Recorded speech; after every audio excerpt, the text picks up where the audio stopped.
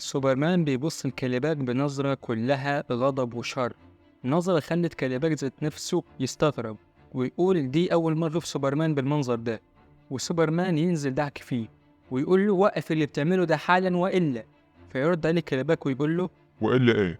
أنت مش هتعرف تعمل حاجة، زيك زي كل الأبطال اللي زيك، عندك مبدأ وصعب تغيره، حتى ده لو كان هيجي على حساب الناس اللي أنت بتحميهم. سامعهم؟ سامعهم وهم بيموتوا واحد ورا التاني وأنت مش عارف تعمل أي حاجة، واقف كده محلك سر. وسوبرمان بيسمع الكلام ده ويشت من الغضب ويفضل يهاجم كاليباك لحد ما يقول له. خلاص خلاص أنت اللي كسبت، أنا همشي، سيبني أمشي. وسوبرمان مش شايف قدامه وبقى الأبطال مش فاهمين اللي حصل، وينتشر هجوم كاليباك في كل مدن العالم. وباتمان قاعد بيتفرج على اللي بيحصل.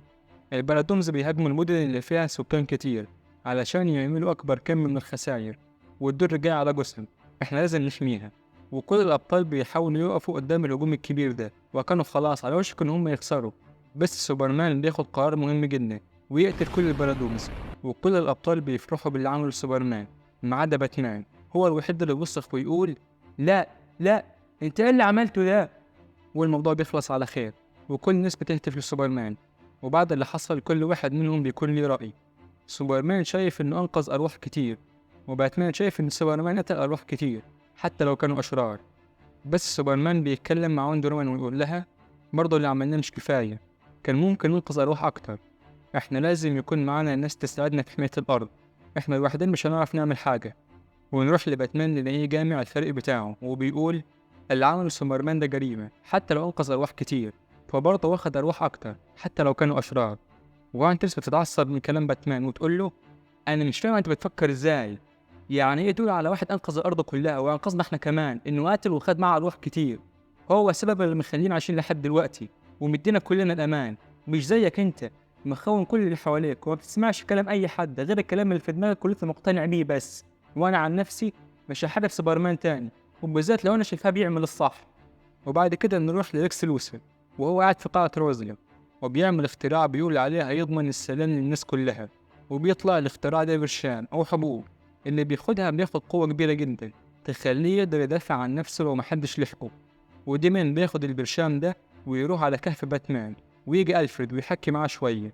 وبعدها بيجي باتمان ويقول له انت ايه اللي جابك هنا؟ ما كفكش اللي عملته؟ امشي يلا من هنا. وألفريد بيقول لباتمان يا أخي ما تبقاش كده، الواد جاي وندمان وعايز يتكلم معاك تقوم تعمل معاه كده؟ وفعلا باتمان بيندم عليه ويتكلموا مع بعض شوية. انت بتعمل معايا كده ليه؟ انت اللي اخترت لما خدعتني ومشيت مع كلارك عشان هو بيعمل الصح، عمل اللي انت مقدرتش تعمله وشوف النتيجة ما حصلش أي حاجة. بس انت مش قادر تصدق ده عشان انت ما بتصدقش أي حاجة غير اللي في دماغك، وشايف دايما ان كل الناس غلط وانت الوحيد اللي صح. انت اللي بتفهم وغيرك لا، حتى لو كان أحسن منك. وألفريد راح يتكلم مع ديميان، وفجأة ألفريد بيطير من ضرب ديميان والكل مبهور من قوته بسبب الحباية اللي خدها. وديميان من الصدمة والخوف كان هيدمر الكهف كله، بس بتيجي هوجرد وتلحق الموقف. وديميان بيستغرب ويقول لها انت جيت هنا ازاي؟ وعرفت منين اصلا اننا هنا؟ ويرمي القنبلة على الارض ويظهر ان هوب جيرل هي مارشن مان هانتر بس متنكر. وبعدها ديميان بيهرب ويروح عند الفريق ويقول لهم على اللي حصل، والكل بيتفاجئ ويستغربوا كلهم ويقولوا طب لو مارشن مان هانتر هو هوب جيرل فين هوب جيرل الاصلية؟ وسوبرمان بيقول اكيد عند باتمان. وفلاش بيسأله ويقول له طب هنعمل ايه دلوقتي؟ احنا لازم نرجعها.